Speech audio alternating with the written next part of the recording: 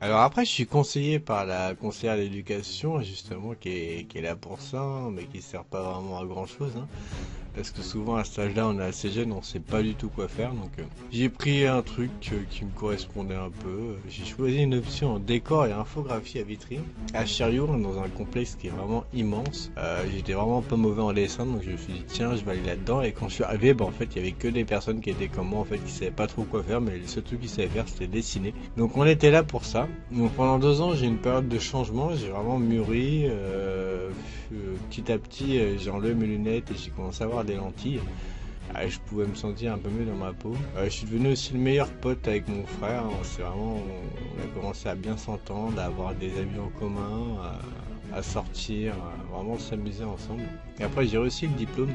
Donc j'ai continué, j'ai fait 2 ans de plus, j'ai fait un BMA, mais après le gros changement qui s'est passé, c'est que j'ai déménagé à 30 km, donc j'étais à Villejuif, et je suis arrivé à la ville du Bois. Donc en gros, tous mes potes sont restés à Villejuif, et moi j'étais à la ville du Bois, et c'est vrai que c'était assez compliqué parce que déjà, je devais prendre un bus, enfin déjà je devais me rendre à pied, traverser la nationale, aller à un bus, prendre le bus, passer une demi-heure dans le bus, arriver au RER, prendre le RER, passer encore une demi-heure dans le RER, prendre un autre bus, et après encore le bus de Juvisy jusqu'à Chérieux, je passais encore 1 heure. Donc en gros, j'en avais pour je sais pas combien de temps, pour 2 heures, 2 heures et demie, ça dépendait, 1 heure, enfin entre 1 heure et 2 heures et demie, ça dépendait s'il y avait des bouchons ou pas. Mais après, d'un côté, c'était bien aussi parce que j'ai rencontré, j'ai rencontré mes futurs meilleurs amis, hein, et grâce à mon frère, en fait, à la ville du Bois.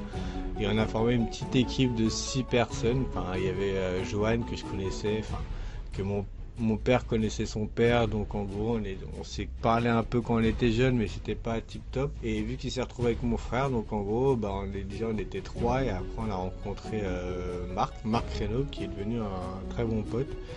On a rencontré Benoît, déjà, qui était mon pote d'enfance de troisième, qui était aussi là.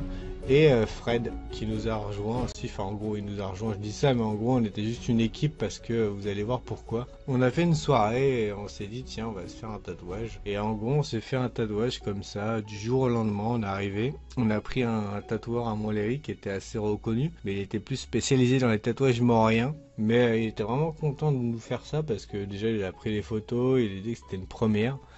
On a fait une sorte de dé avec 3 faces différentes. Une face où il y a 6, hein, parce qu'on est 6, et il y a 6 faces sur un dé maximum. On a fait aussi une face parce qu'on pouvait mettre ce qu'on voulait. Donc moi j'ai mis un 8 et une face on a mis le signe oméga. Alors en parallèle aussi de tout ça, je travaille, je suis obligé de travailler pour avoir un peu d'argent. Je travaille au McDo, je fais un peu d'intérim, je passe la plupart du temps de mes soirées, soit je suis avec mon frère, ou soit on sort, soit on s'amuse parce que c'était l'époque un peu foufou. Et vu que je pouvais enfin draguer, donc j'en ai profité. Donc là après je vais vous faire un petit accéléré parce que il y a pas mal de choses que je vais vous reparler dans une autre vidéo. Ça sera un peu toutes les anecdotes parce que cette partie là en fait c'est là où j'ai fait pas mal de bêtises et c'est pas quelque chose que je dois raconter dans cette vidéo là. Donc sinon après ça j'ai travaillé, j'ai fait une dizaine de travails différents. Je me suis même retrouvé, j'étais chef. Et j'étais dans des tapis de décoration en fait et c'était moi qui dirigeais toute une équipe et ce qui était drôle c'est que j'arrivais jamais à l'heure. Mais bon, je faisais toujours, le travail comme il fallait. Un peu plus tard j'ai rencontré une copine avec qui je suis resté un bout de temps, je suis resté 3 ans et des brouettes. Ça s'est fini mais c'était vraiment la copine avec qui j'avais le plus d'affinité, où je suis vraiment en gros tombé amoureux parce que comme disait mon frère à l'époque, j'étais un homme sans sentiment, hein, parce que c'est vrai que j'ai beaucoup de mal à m'attacher. Et voilà, je suis resté quelques années avec, et après on s'est séparés. Et au moment où est-ce qu'on s'est séparés, mon frère en fait il s'est séparé aussi de moi. Enfin, je dis ça je fais un petit jeu de mots, mais d'un côté en fait c'est qu'il est parti à Lyon. Donc du jour au lendemain en fait, je me suis retrouvé comme un con quoi, on va dire. Et après, s'en est suivi une période assez compliquée où je me suis un peu recroquevillé sur moi-même, je suis resté tout seul, j'ai déprimé, je voulais parler à personne. Donc voilà.